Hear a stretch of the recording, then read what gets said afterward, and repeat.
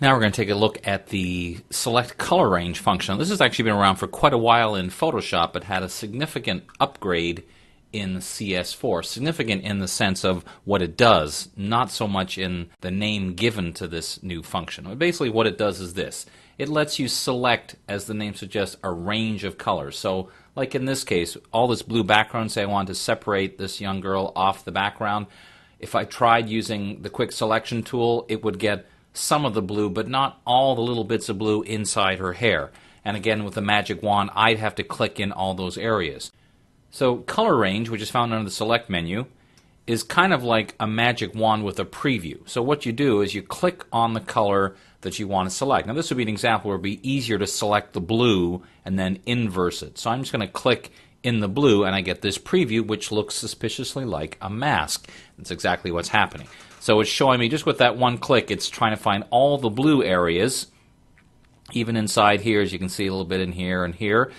Looks pretty good so far. Using this oddly named command called fuzziness, you can see I can move up the range of colors it's going to select, but if I go too far, it gets too much. So I'm going to keep the range, or excuse me, the fuzziness fairly low, and instead what I'll do is hold down the Shift key and click on any additional areas using this preview. Now you can do it in one of two ways. You can either click on the photo itself, or you can even click right on the preview window, holding down the Shift key, and that will add more colors in.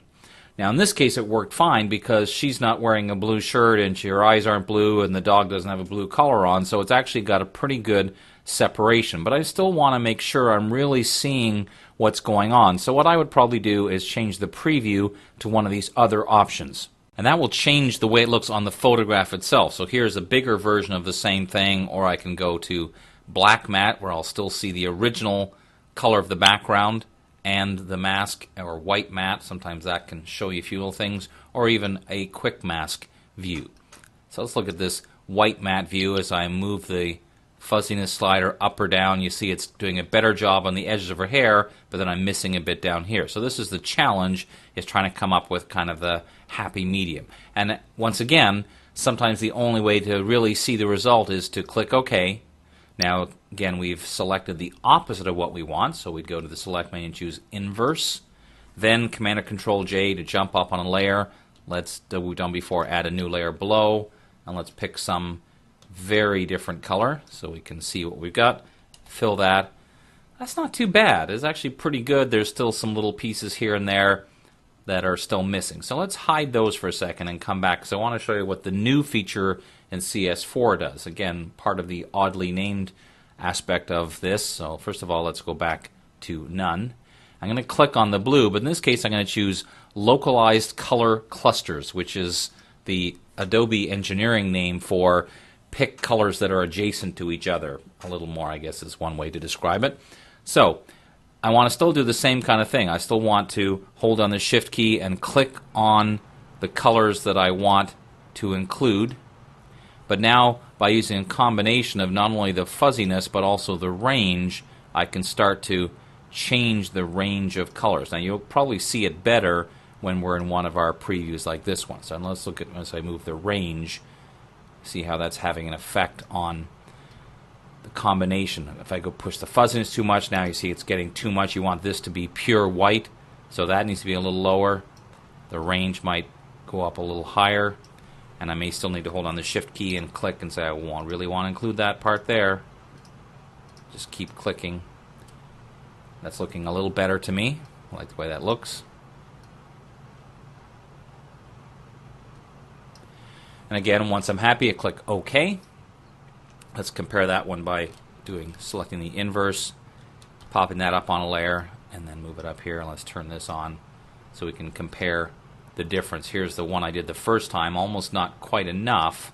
And then this one, which it's pretty good, but it has a little bit of extra blue. Well, here's one of the tricks that I use quite often when I run into this situation. So I've already separated her onto a layer by itself. It looks pretty good, but I'm seeing a little hint of blue here and there. So what I could do, you can narrow down the focus of color range. In other words, by making a selection first to say, all I want you to look in is this area here.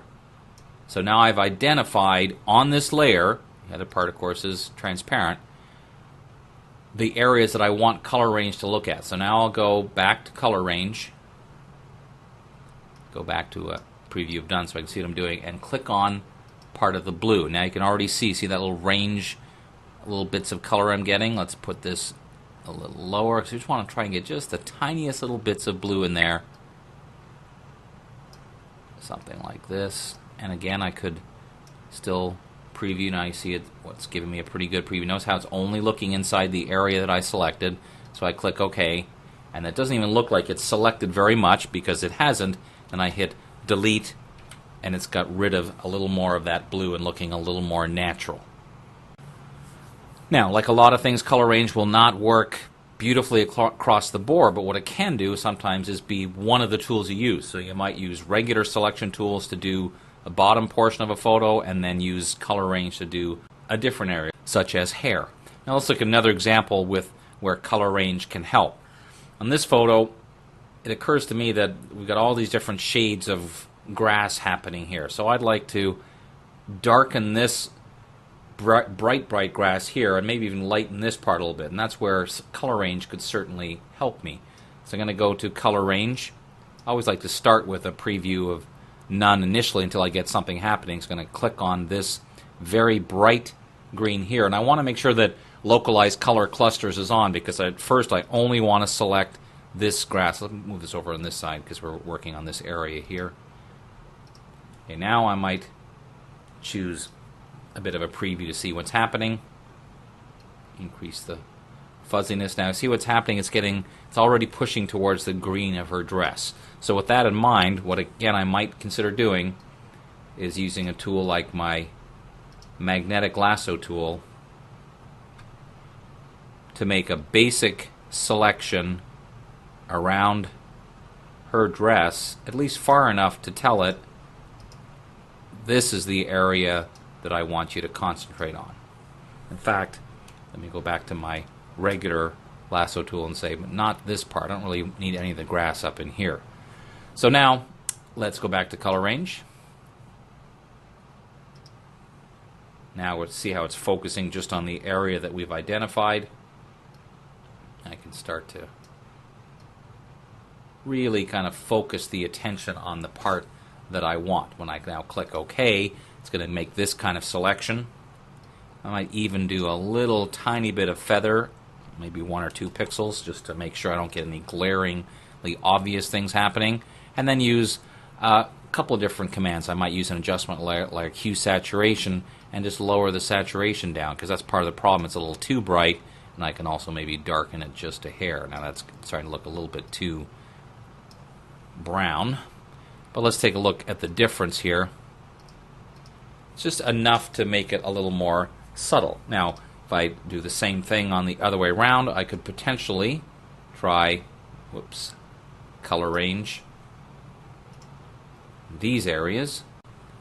Keep the range fairly low and the fuzziness fairly low.